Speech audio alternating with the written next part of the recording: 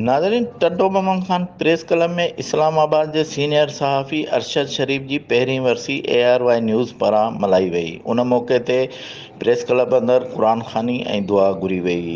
दुआ जी तक़रीब में press club जो चेयरमैन ग़ुलाम नबी कीरियो, प्रेस क्लब जो सदर Muzaffar Rind, union of journalist जो सदर ज़ुल्फ़िकार चांडियो, इलेक्ट्रॉनिक मीडिया जो सदर ज़ाहिद कुरैशी समेत ज़िले जे तमामु प्रेस जे रिपोर्टरनि शिरकत कई।